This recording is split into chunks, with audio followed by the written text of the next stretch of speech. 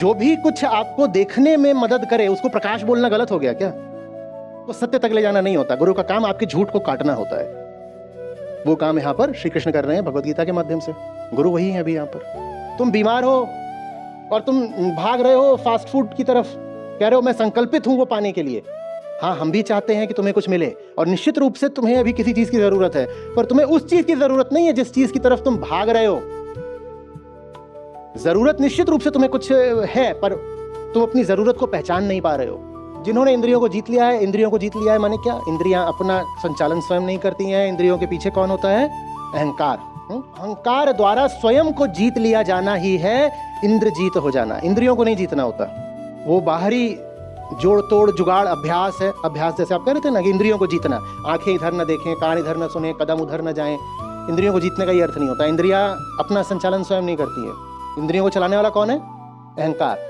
इंद्रियों को जीतने का अर्थ है अहंकार ने स्वयं को जीत लिया। अहंकार स्वयं को कैसे जीतता है? अपनी हरकतों को देख करके, अपने विचार, अपनी कामनाएं, अपने भाव, अपने तर्क वितर्क कुतर्क, ये सब देखता रहता है अहंकार। तो जान जाता है मैं चीज क्या हूं। आपने योग की उल्टी गंगा बहा रखी है। आप कहते हो सही खाऊंगा, सही सोऊंगा, सही जगूंगा, सही कर्म करूंगा, सही बोलूंगा, सही उठूंगा, सही करवट सोऊंगा, सही नहाऊंगा तो योगी हो जाऊंगा।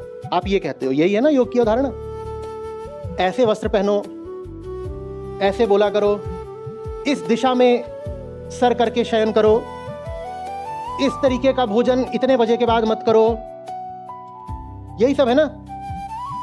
ये योग नहीं है, उल्टा है बिल्कुल इसका। यदि योग है तो अपने आप तुम्हारा उठना बैठना, पहनना ओढ़ना सब सही हो जाता है। यदि योग है, योग सब ठीक करेगा। बिना योग के बाकी 100 चीजें ठीक करके तुम योगी नहीं हो जाओगे। और पुरुष का अर्थ यहां पर नर नहीं है, पुरुष माने चेतना। दुख के कारणों को छोड़ देने को योग कहते हैं। कैसे छोड़ोगे? जानना ही योगाभ्यास है। कैसे छोड़ोगे? अगर पकड़ रखा है तो भ्रम में ही पकड़ रखा होगा, वरना जानते बूझते दुख को कौन पकड़ेगा? अगर पकड़ रखा है तो यही सोच रहे हो कि ये हितैषी है मेरा, इससे कुछ मिलेगा, सुख मिलेगा, सुरक्षा मिलेगी, सुविधा कुछ मिलेगी। हाँ, जानो कि जो कुछ तुमने पकड़ रखा है वही तुम्हारे दुख का कारण है। वो छूट जाएगा, छोड़ना भी नहीं पड़ेगा। यही अभ्यास है, योगाभ्यास है। निरंतर आत्म अवलोकन ही योगाभ्यास है। तुम अपने अपराधी आप हो, किसी ने तुम्हें सता नहीं रखा। तुमने खुद ही दुख के कारणों को ऐसे मुट्ठी भींच के पकड़ रखा है। क्यों? क्योंकि अज्ञान है, अनभिज्ञ हो। और अज्ञान माने क्या? झूठी कोई धारणा लेकर चल रहे हो, सोच रहे हो जिसको पकड़ रखा है बड़ी अच्छी चीज है। वो जो कुछ तुम सब अच्छा माने बैठे हो वही तो गड़बड़ है। इसीलिए हम अभी कह रहे थे जब आपने पूछा कि गुरु का काम सत्य दिखाना नहीं होता, झूठ हटाना होता है। जो कुछ तुम अपने लिए अच्छा मान के बैठे हो वही तुम्हारे दुख का कारण है। गुरु का क्या रोल है इस पूरे प्रोसेस ये में? गुरु ही तो है। आपने कहा कि अध्यात्म ध्यान जो है वो हमें खुद ढूंढना है, सब कुछ खुद हाँ, करना पर है। जिसको हम तो ध्यान वहाँ पे माने गुरु, बैठे हैं हाँ, वो ध्यान नहीं है। जो गीता वो बता दे वो गुरु है। और जिसकी लाइफ में गीता सपोज नहीं है तो, और अगर नहीं, वो गीता कोई एक आध्यात्मिक विशेष ग्रंथ जर्नी नहीं में, है। जो कुछ भी झूठ को काटे वो गीता है। महाभारत में ही कोई एक गीता नहीं, महाभारत में भी कई गीताएं हैं। ये तो श्रीमद् भगवत गीता है, महाभारत में ही अन्य गीताएं भी हैं, और वेदांत में ही न जाने कितनी गीताएं हैं। और सनातन धारा से इतर भी जो आपको ऊंचा ग्रंथ मिले उसको भी आप गीता ही मान सकते हो। गीता माने विशुद्ध ज्ञान। विशुद्ध ज्ञान जहां से भी आ रहा है, गलत नहीं होगा अगर आप उसे गीता बोल दो तो। जो भी कुछ आपको देखने में मदद करे उसको प्रकाश बोलना गलत हो गया क्या? गुरु का काम आपको सत्य तक ले जाना नहीं होता। गुरु का काम आपके झूठ को काटना होता है। वो काम यहां पर श्री कृष्ण कर रहे हैं भगवत गीता के माध्यम से। गुरु वही है अभी यहां पर। 6ठे अध्याय में आ गए। एक ही पहचान है सन्यासी की और योगी की, ज्ञानी की और भक्त की। श्री कृष्ण कह रहे हैं स सन्यासी च योगी। पहचान बता के कह रहे हैं वही सन्यासी है, वही योगी है। और कौन है वो? आपका जो प्रश्न था और आपका भी जो प्रश्न था, देखिए यहां पर उत्तर मिलेगा। अग्नि का त्याग नहीं करना है ना अक्रिय हो जाना है, युद्ध लड़ना है, जान लगानी। अग्नि के त्याग से क्या आशय है? कि जो जीवन यज्ञ है, अग्नि से आशय है जो यज्ञ में अग्नि है, उसका त्याग नहीं कर देना है। आहुति देती रहनी है, देते रहो आहुति, आगे बढ़ते रहो। ये करने वाला जो है अपने आप को आध्यात्मिक ना कहे। कि मैं तो अक्रिय हो गया हूं, कुछ नहीं करता, दिन रात बस बैठ करके अपना मैं भजन सुमिरन करता हूं, तो मैं आध्यात्मिक हूं। नहीं, जो अक्रिय हो गया वो भी नहीं, जिसने अग्नि का, भीतरी आग का त्याग कर दिया वो भी नहीं, इनको आध्यात्मिक नहीं कहा जा सकता। ये है योगी जो कर्म के फल से अनाश्रित होकर निष्काम कर्म करते हैं, वही सन्यासी है, वही योगी है, वही ज्ञानी है। अब योग भी आप इसलिए कर रहे हो कि योग करके मस्त बॉडी आ जाएगी और कामना है कि उसके माध्यम से दुनिया को और भोग लोगे, तो कहां के योगी हो गए आप।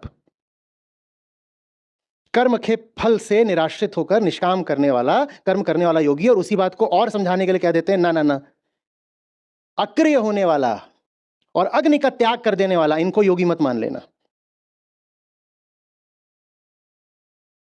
हो रही बात, एक ही बात अलग अलग तरीकों से अलग अलग अध्यायों में दोहरा रहे हैं कृष्ण। आगे बढ़िए।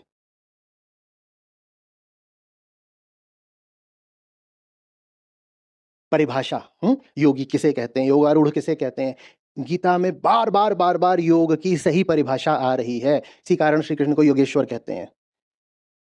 कौन है योगारूढ़? संकल्पों को जिसने त्याग दिया। क्यों त्याग दिया? संकल्प में क्या बुराई हो गई? संकल्प में बुराई यह है कि वो आपका संकल्प आपकी मूर्खता से आ रहा है। संकल्प बुरा नहीं है, मूर्खता बुरी है। सन्यासी की परिभाषा यही है, वो नहीं जिसने संकल्प त्याग दिया, वो जिसने मूर्खता त्याग दी। संकल्प माने रेजोल्यूशन, मुझे चाहिए क्या, मुझे फलानी चीज चाहिए और मैं इसके लिए संकल्पबद्ध हूं, दृढ़ प्रतिज्ञ हूं, ये संकल्प है, मुझे चाहिए, वो चाहिए, वो चाहिए।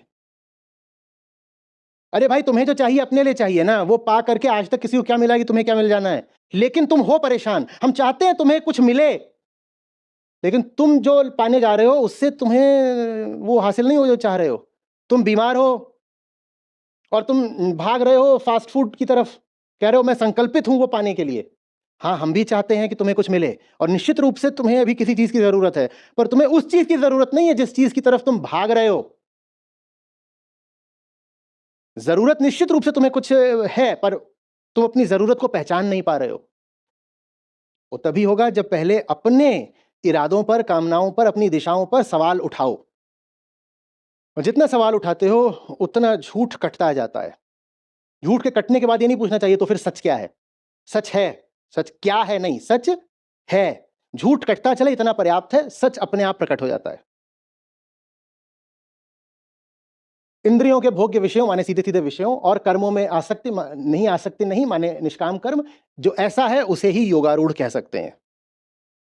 निष्काम कर्म योगी ही योगारूढ़ है और निष्कामी वही हो सकता है जो आत्मज्ञानी है।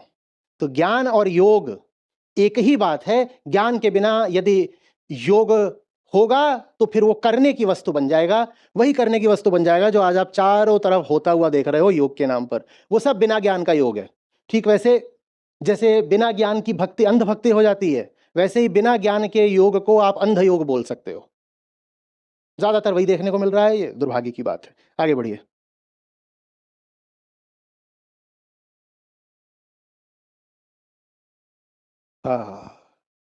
अभी कुछ ही दिन पहले, 2-4-5 दिन पहले ही गीता समागम में यही श्लोक लिया था। ज्ञान से आशय है जानना, और अध्यात्म में विज्ञान का बड़ा अलग मतलब होता है। विज्ञान माने साइंस नहीं होता कि बाहरी दुनिया को जानना, वो विज्ञान नहीं होता। अध्यात्म में विज्ञान का मतलब होता है जाने हुए को जीना। जाने हुए को जीना विज्ञान कहलाता है।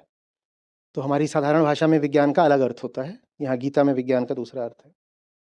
तो जानना काफी नहीं है, जाने हुए को जब जीने लगो तो ज्ञान आगे बढ़ जाता है। फिर जब और आगे बढ़ जाता है तो फिर उसको प्रज्ञान बोलते हैं। ज्ञान, विज्ञान, प्रज्ञान। तो ज्ञान और विज्ञान द्वारा जो तृप्त हैं, कूटस्थ हैं, युक्त हैं, युक्त माने युक्त, योग, जुड़ा हुआ होना युक्त कहलाता है। तो वो वही शब्द है जो योग है। कूटस्थ माने अचल, जिस पर कितना भी प्रहार होता रहे, जो कंपित नहीं होता, टूटता नहीं, हिलता नहीं, झुक नहीं जाता, उसको कूटस्थ कहते हैं। कूट का मतलब ही होता है, एनविल जानते हैं ना, जिसपे हथौड़ा मारा जाता रहता है, मोटा मोटा लोहा कूटा जा रहा है, गर्म रॉड है या कुछ है, उस पर हथौड़ा मारा जा रहा है। तो जिस चीज पर रखा होता है, जो उसका आधार है, बेस है, उसको कूट कहते हैं। कूटस्थ होना माने दुनिया कितने भी हथौड़े मारती रहे, हम नहीं हिलते। हमारे ऊपर जो रखा होगा, हमारे आसपास जो होगा, वो सब टूट जाए, बदल जाए, होता रहेगा, हमें कुछ नहीं होता, उसको कूटस्थ कहते हैं। आत्मा को ही कूटस्थ कहा जाता है, आत्मा ही कूटस्थ है।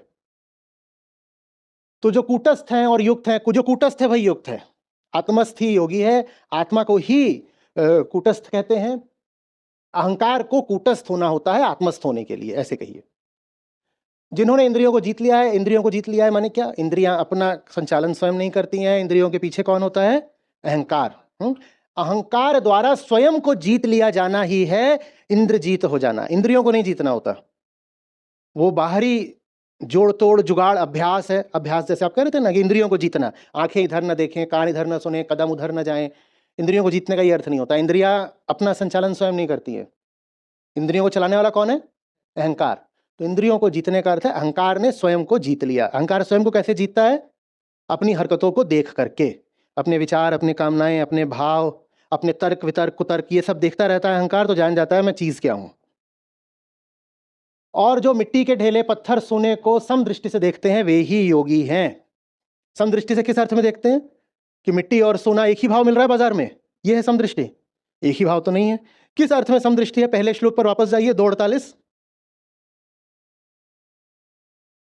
मिट्टी और सोना अपना अलग अलग मूल्य रखते हैं संसार में, पर जो मैं सचमुच पे हूं उसे ना मिट्टी से कोई फर्क पड़ता, ना सोने से कोई फर्क पड़ता। वो सब जो सोना लग रहा है वो मिट्टी हो जाए, मेरा कुछ नहीं बिगड़ेगा। और जितनी मिट्टी है मेरे पास वो सब सोना हो जाए, मुझ में कुछ जुड़ नहीं जाएगा। मैं हूं, मैं अभी जैसा हूं, तृप्त हूं, संपूर्ण हूं, पर्याप्त हूं। ना मुझ में कुछ जुड़ सकता, ना मुझसे कुछ घट सकता, ना मैं जन्म ले सकता, ना मैं मर सकता। मैं वो हूं। इतनी दूर तक मत जाइए, इतना ही कह दीजिए कि मैं आसानी से प्रभावित ना होने वाला हूं। ठीक है? मैं सोच रहा था इसको लूं कि ना लूं, पर फिर मैंने कहा श्री कृष्ण क्या कह रहे हैं समझाने के लिए इसको ले लेना ही बेहतर है। इसको देखते ही एक विचार ये उठ सकता है कि श्री कृष्ण कह रहे हैं कि योग उनके लिए है जो मध्यम मार्गी हैं, जो न कम बोलते न ज्यादा बोलते, न कम सोते न ज्यादा सोते, न कम खाते न ज्यादा खाते। ऐसा लग सकता है ना? उससे बहुत आगे की बात कह रहे हैं कृष्ण यहां पर। कृष्ण कह रहे हैं योग का संबंध किसी प्रकार के कर्म से नहीं है। तुम्हारा खाना पीना, उठना, जगना, बोलना, सोना, तुम कम कर रहे हो, ज्यादा कर रहे हो, कितना भी कर रहे हो, योग उस आयाम की बात ही नहीं है। योग का संबंध जगने या सोने से है ही नहीं। तो तुम कब सो रहे हो, कम सो रहे हो, ज्यादा सो रहे हो, जग कब रहे हो, उससे संबंध ही नहीं है योग का। तुम कम खा रहे हो, ज्यादा खा रहे हो, खाने से योग का संबंध ही नहीं है। हां, योगी योगी सही सोता है, सही बोलता है, सही खाता है, सही करता है। योगी पहले आता है और फिर योगी जो कुछ करता है वो सही होता है। सही करने से योगी नहीं हो जाओगे, योगी हो जाओगे तो सही करोगे। नहीं समझ रहे? सही सोने जगने उठने बैठने से योगी नहीं हो जाओगे।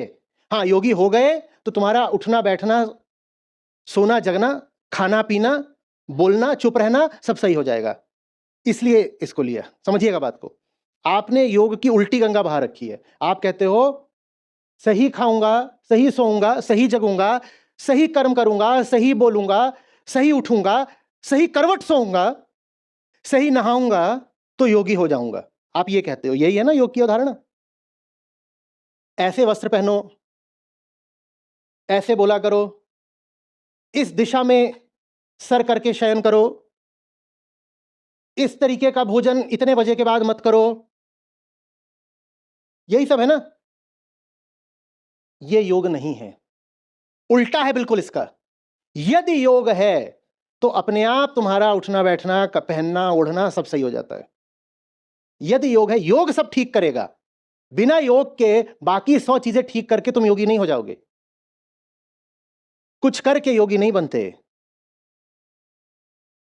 बहुत सारे अच्छे अच्छे सही सही काम करके योगी नहीं बनते। योगी जो काम करता है वो अच्छे और सही होते हैं। स्पष्ट हो रहा है ये? बहुत ज्यादा योगाभ्यास से योगी नहीं बन जाओगे। योगी हो तो तुम जो कुछ कर रहे हो वो तुम्हारे योग की अभिव्यक्ति हो जाएगा, वो तुम्हारे योग का प्रदर्शन हो जाएगा। और तुम योगाभ्यास यहां पे आ जाओ, कभी बुलाओ, अभी आप योग दिवस है, बहुत हो सकता था कि यहां पे कोई सज्जन आके प्रदर्शन कर रहे होते, वो बड़ा आकर्षक लगता है, बड़ा प्रभावित करता है। कबीर साहब ने गाया गगन की ओर इशारा है, तो वो टांग बिल्कुल गगन की ओर इशारा करेगी।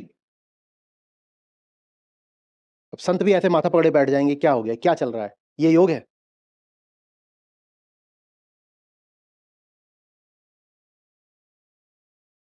कुछ करके योगी नहीं हुआ जाता। ये मैं तीसरी चौथी बार दोहरा रहा हूं कि ऐसा करो तो योग हो जाएगा, नहीं नहीं नहीं।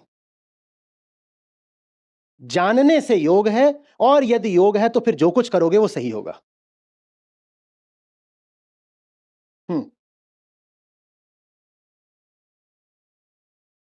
और पुरुष का अर्थ यहां पर नर नहीं है, पुरुष माने चेतना। ये बहुत सुंदर।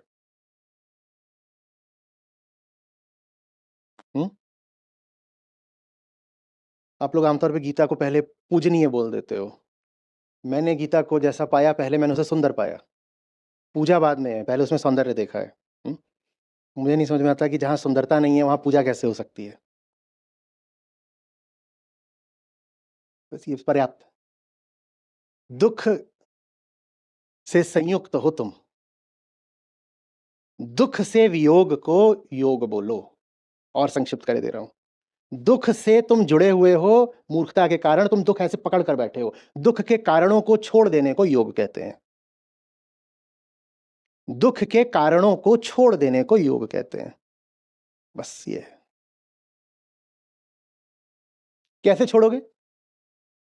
जानना ही योगाभ्यास है। कैसे छोड़ोगे? अगर पकड़ रखा है तो भ्रम में ही पकड़ रखा होगा, वरना जानते बूझते दुख को कौन पकड़ेगा? अगर पकड़ रखा है तो यही सोच रहे हो कि ये हितैषी है मेरा, इससे कुछ मिलेगा, सुख मिलेगा, सुरक्षा मिलेगी, सुविधा कुछ मिलेगी। हाँ, जानो कि जो कुछ तुमने पकड़ रखा है वही तुम्हारे दुख का कारण है। वो छूट जाएगा, छोड़ना भी नहीं पड़ेगा। यही अभ्यास है, योगाभ्यास है। निरंतर आत्म अवलोकन ही योगाभ्यास है। अविचलित होकर करो, निश्चय पूर्वक करो, ये सब एक ही बातें हैं।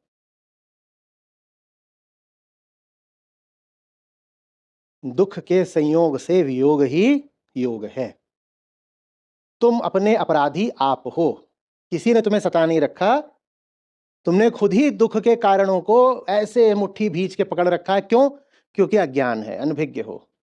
और अज्ञान माने क्या? झूठी कोई धारणा लेकर चल रहे हो, सोच रहे हो जिसको पकड़ रखा है ये बड़ी अच्छी चीज है। वो जो कुछ तुम सब अच्छा माने बैठे हो वही तो गड़बड़ है। इसीलिए हम अभी कह रहे थे, जब आपने पूछा कि गुरु का काम सत्य दिखाना नहीं होता, झूठ हटाना होता है। ये जो कुछ तुम अपने लिए अच्छा मान के बैठे हो वही तुम्हारे दुख का कारण है। दुख यदि है तो एक ही कारण है, स्वयं मैं, अहंकार।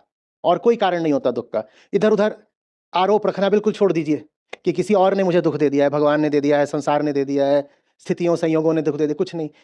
बड़ा बुरा लगता है, क्योंकि ऐसा लगे ना किसी ने थप्पड़ मार दिया इतना कि एक तो दुखी हो, ऊपर से बेवकूफ हो, क्योंकि अपने ही कारण दुखी हो। ये कैसी बात बोली जा रही है? चलो हम दुखी हैं, इतनी सांत्वना तो दे दो कि तुम दुखी इसलिए हो क्योंकि तुम्हारा पड़ोसी नालायक है। नहीं नहीं, तुम दुखी इसलिए हो कि तुम नालायक हो। अब समझ में आ रहा है कि लोग गीता से दूर क्यों भागते हैं? अब ऐसी बात करेंगे श्री कृष्ण, बड़ा मुश्किल हो जाता है। इससे अच्छा ये है कि कहानियां वगैरह बना लो और झूम के धूम के मस्ती करो, और वो सब कृष्ण के नाम पर करो, कहो यही है हमारी भक्ति। गीता खतरनाक हो जाती है। यहां तो सीधे थप्पड़ मार देते हैं। दुख के संयोग से वियोग को योग बोलते हैं, माने हमने खुद ही दुख पकड़ रखा है। कहते हम तो अपने आप को बहुत होशियार चंद मानते थे। कुल मिलाकर के पूरा श्लोक कह रहा है तुम मूर्ख हो। जो अपने दुख का कारण स्वयं हो उसे और क्या बोलेंगे? और क्या बोले? आगे बढ़िए।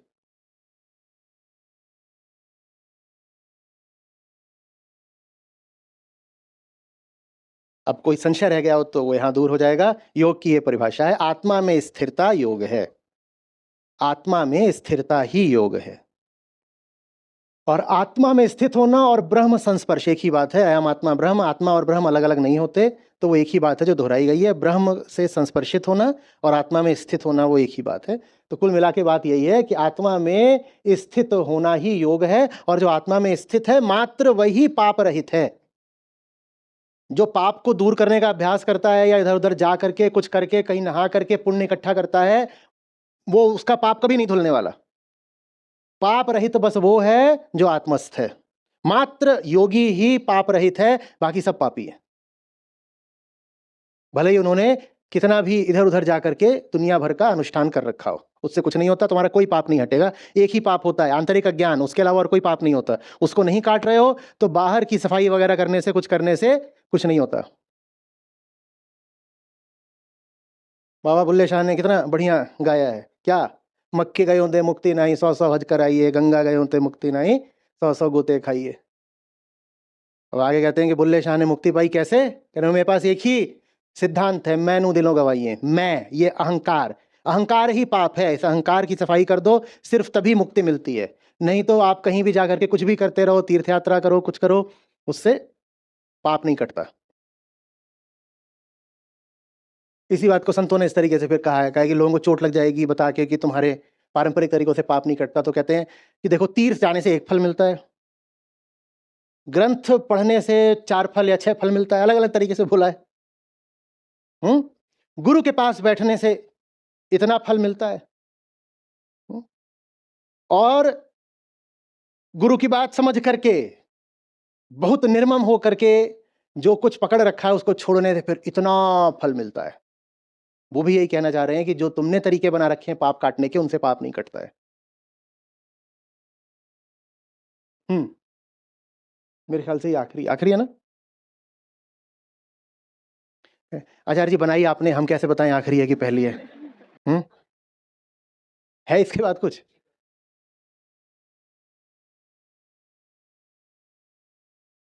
हाँ। इसे और क्या बोलेंगे? परम सौंदर्य है, और क्या है? कौन है योगी? आपने पूछा था ना महाभारत क्यों हुई? इसलिए हुई। अर्जुन का दुख दूर करने के लिए नहीं, सबका दुख दूर करने के लिए। गीता क्यों है? सिर्फ अर्जुन को ज्ञान देने के लिए। जिस उद्देश्य से महाभारत का युद्ध है, उसी उद्देश्य से श्रीमद् भगवद गीता है, सबके लिए। महाभारत इसलिए नहीं थी कि अर्जुन को राजपाट मिल जाए, और गीता इसलिए नहीं थी कि अर्जुन को ज्ञान मिल जाए। सबके लिए। जो सबके लिए जी सके वो योगी है। जो अपने लिए, अपने अहंकार के लिए, अपने छोटे से दायरे के लिए, अपनी कामनाओं के लिए जिए, वो भोगी है। कोई और बोल लो ढोंगी है, जो भी बोलना है बोल लो। इसको और तात्विक रूप से समझोगे तो, जिस मिट्टी से मैं उठा हूं उसी मिट्टी से तुम सब हो। हम अलग कैसे हो सकते हैं? जैसे मेरा अहंकार भीतर छटपटाता है मुक्ति के लिए, प्रकाश ज्ञान के लिए, वैसे ही तुम्हारे भीतर भी कुछ छटपटा रहा है मुक्ति के लिए। हम अलग कैसे हो सकते हैं? जो बेचैनी उधर है वही बेचैनी उधर है। हाँ, हमारी बेचैनियों ने विषय अलग अलग ढूंढ लिए हैं। मैं कह सकता हूँ कि मैं पानी के लिए बेचैन हूँ, आप कह सकते हैं आप चाय के लिए बेचैन हैं, वो पैसे के लिए बेचैन है, वो कॉफ़ी के लिए बेचैन है, उन्हें कुछ और चाहिए, इन्हें कपड़ा चाहिए, उन्हें शादी करनी है, उन्हें किसी को। बेचैनी के विषय हम अलग अलग बता सकते हैं, पर एक ही बेचैनी है जो हर जीव में है। पीर सबन की एक सी, बिरला जाने कोय, संतवाणी है। जो ये जान पाए कि हम सब एक ही मिट्टी के पुतले हैं, और बाहर बाहर हम में अंतर है पर भीतर एक ही चेतना है, और उसकी एक ही प्यास, एक ही पुकार, एक ही प्रेम है, वो योगी है। अद्वैत वेदांत इसको और आगे जाके दूसरे तरीके से कहेगा कि जो देख ले कि ये संपूर्ण जगत मेरा ही प्रक्षेपण है, अतः मैं ही हूं जो परितः है, हर दिशा व्याप्त है, वो योगी है। जैसे इसको समझना चाहो। समझ में आ रही है बात? बॉडी अच्छी हो जाए इसके लिए प्रोटीन इंटेक अच्छा होना चाहिए। मेरी बॉडी के लिए मैं मुर्गा काटने को तैयार हूं, और मैं वो सब जब खाता हूं तो मुझे ये भी लगता है कि अब मैं बेहतर तरीके से I can practice my yoga with greater strength and agility. जिसको अपने दुख और दूसरे के दुख में अंतर दिखाई देता हो, वो योगी नहीं है।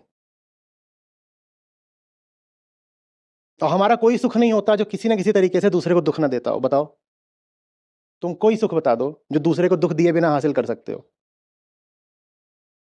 आप शादी करते हो, मंच पे जोड़ा बैठ जाता है, नीचे जितने आपके दोस्त कुंवारे होते हैं एक एक का जल जल रहा होता है। आपने अपनी ओर से तो उन्हें कुछ करा भी नहीं दुखाने के लिए, नाच भले ही रहे होते हैं, पर उनकी पीड़ा, उनकी आह, मैं आपको क्या बता रहा हूं, पता ही होगा। फिर इसीलिए फिर वो कोने कतरे में जा करके गाड़ी के बोनट पे रख के फिर वहां शराब पीते हैं और जोर से नाचते हैं। कोई अपना सुख बता दो जो दूसरे को दुख दिए बिना हासिल कर सकते हो। आप जिनको नहीं जानते उनके सामने से भी निकल जाइए अपने सुख का प्रदर्शन करते हुए, वो बिल्कुल अपरिचित होंगे आपसे, तो भी उन्हें दुख हो जाएगा। और आपका सुख बढ़ जाएगा जब आप देखो किसी को कि वो आपको ऐसे जलन भरी निगाह से देख रहा है।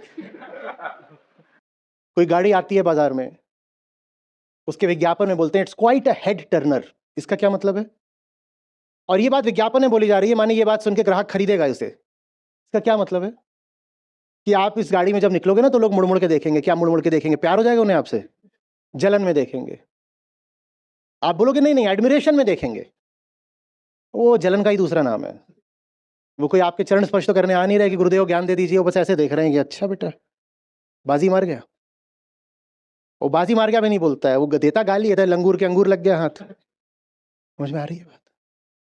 सुख हिंसक होता है, सुख द्वैतात्मक होता है। पहली बात तो आपके भीतर जितना दुख गहरा होता है उतना आप सुख की अनुभूति कर पाते हो। जो बहुत गहरे दुख में ना हो उसे सुखी करना बहुत मुश्किल है, उसे सुख चाहिए ही नहीं। और जो जितने गहरे दुख में होगा उसे आप उतना सुख दे पाओगे। तो एक तो इस अर्थ में द्वैतात्मक होता है सुख, और दूसरा ये कि आपका सुख आश्रित होता है दूसरे के दुख पर। आप मैच जीत गए, आप सुखी हो, और जो हार गया वो, उसका पूरा देश, पूरा कुनबा, समर्थक सब दुखी है। उनको दुखी किए बिना आप सुखी हो सकते थे? संभव ही नहीं है। नहीं नहीं, मुझे कुछ नहीं चाहिए, मेरे बेटे की नौकरी लग जाए। बेटे की नौकरी लगी है क्योंकि प्रतिस्पर्धी पूरे प्रक्रिया में वो 10 को पछाड़ करके नौकरी पा रहा है। 10 की नहीं लगी है तब आपके बेटे की लगी है। और अगर यकीन जानिए सबकी वही नौकरी लग रही हो जो आपके बेटे की लग रही है, आपको कोई सुख नहीं होगा। होता है? एक सज्जन अपनी गाड़ी बेचने पर उतारू हैं अभी, बोले क्यों? मुझे लगा था कि ये महंगा मॉडल है, कोई खरीदेगा नहीं, मैं अलग ही दिखाई दूंगा। बहुत कॉमन हो गया है, बहुत लोगों ने ले लिए, अब सड़कों पे ज्यादा दिखाई देने लगी, मुझे बेचनी है। जो आपको मिला है वो सबको मिल जाए तो आपका सुख अर्थहीन हो जाता है। सुख चाहिए ही दूसरों को दुख देके।